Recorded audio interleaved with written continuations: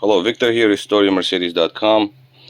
Today I'm here indoors and just probably gonna make this real quick video on what I'm doing with some interior trims, pieces. This is the center console, some of the B-pillars, door seals, and seat belts.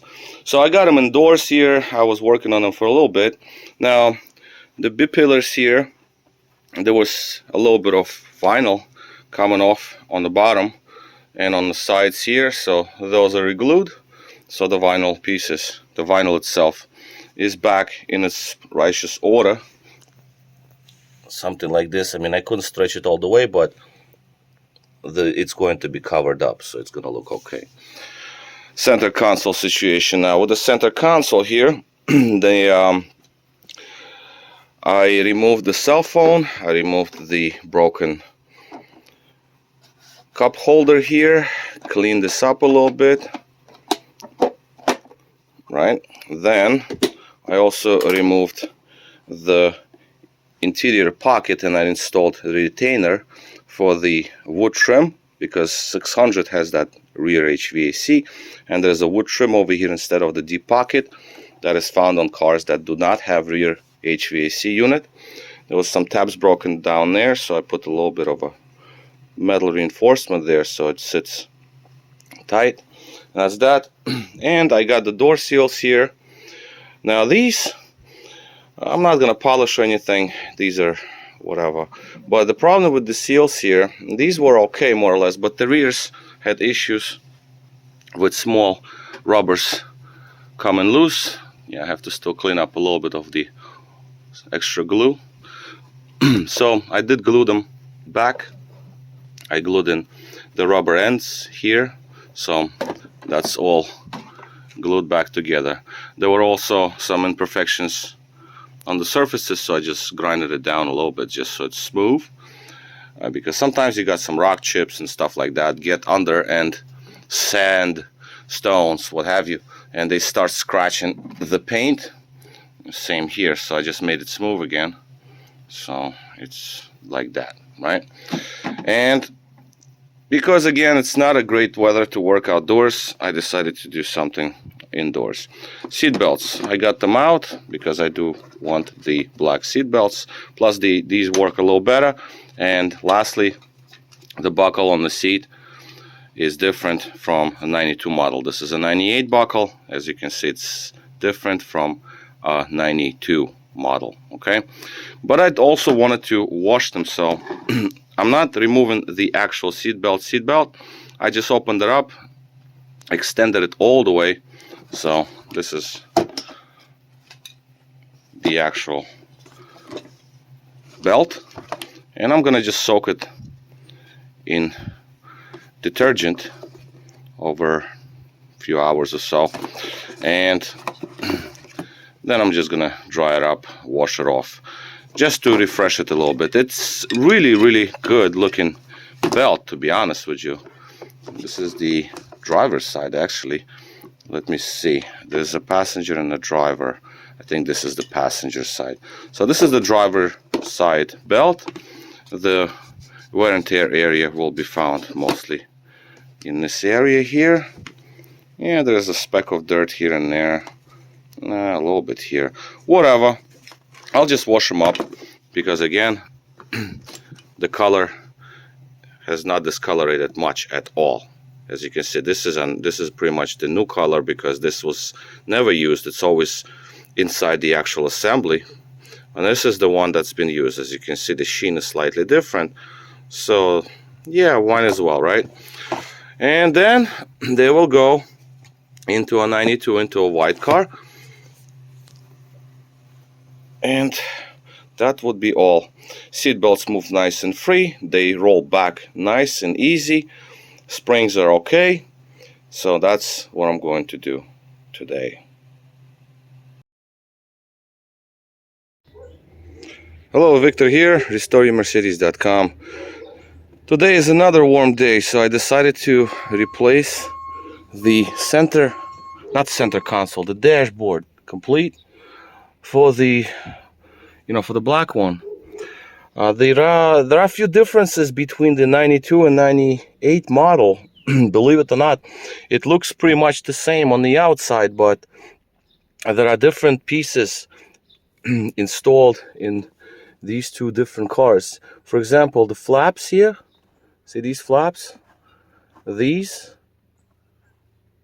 don't work with the wheels from a 98. This is a 92. So I will have to use the old one, the old control for flaps. Now, that's one of the things. Second thing is the biggest thing is the steering controls here. Cruise control and blinkers and high beam and wipers, right? So now those are two different pieces because this is the 92 model and this one has also a steering angle sensor, the old style steering angle sensor. It appears to be magnetic. And horns and airbag, these are with contact points. So I have to use this. The plastic here is from 98. So and at the sun you can see slight difference in color because the actual controls are different, right? So the plugs are different. Oh, it looks the same, you know, but the attachment points are different because this is the 92. Steering wheel, of course, is also different because 98 has no contact points. It has what's called a clock spring. These are the 98 pieces. As you can see, individual cruise control, right? The plug is different, although same amount of wires. I could have repinned it, but I don't want to bother. This is your wipers, blinkers, right? Now this one appears to be the same, but as you can see, it has the bracket to it, whereas that the 92 model is just like they come out as one piece. So I don't want to reinvent the wheel here. I'm sure I can take it apart somehow and get it to fit, but I don't see a reason to.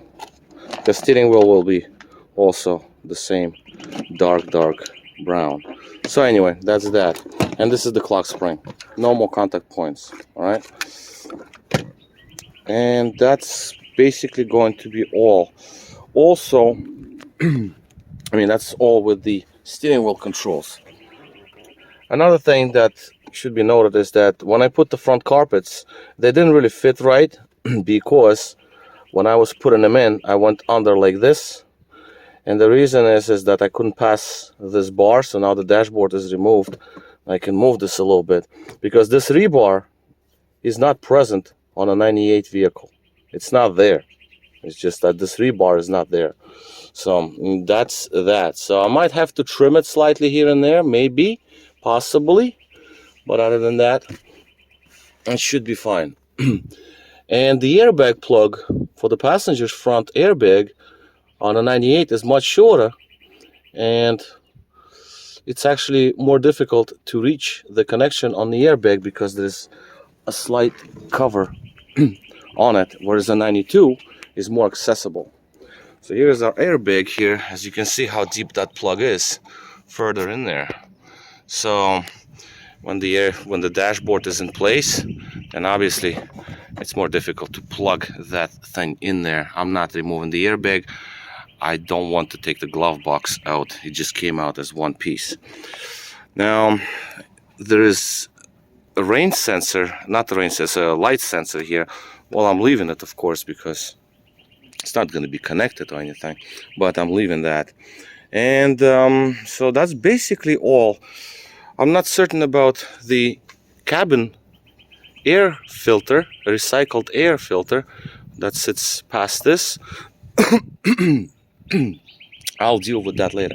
But other than that, this dashboard is in better condition. That's number one. Number two, the color match is a little better. And that's basically why I'm doing this, you know. The other dashboard is put in the car real quick, in the other one, parts car. So let it sit there. Oh yeah, small kind of thing, but the lock for the glove box. I'm using the lock from a 98 vehicle, so I will have to repin it. So the key, you know, these little locks inside, little plates for the lock combination. So I'm gonna have to transfer them over from this to the 98 model, because that lock is obviously different. Let's see, it's the same design, but it is different. I don't know where oh, here it is. And color match, to be honest with you, it's nearly identical though. Nearly identical, to be honest with you. Very close. But as you can see, the one above 98 one is cleaner, less scratches. So I'm just saying, I'm trying to do the best I can do with what I have, and we'll move on, because I want to do as much work as I can before the warm weather really, when the warm weather is really here for good, because I will have other projects to deal with. All right, so I'll put this dashboard in and we'll move along. All right, so for now, this is all. Victor here, HistorioMercedes.com. Thank you for watching.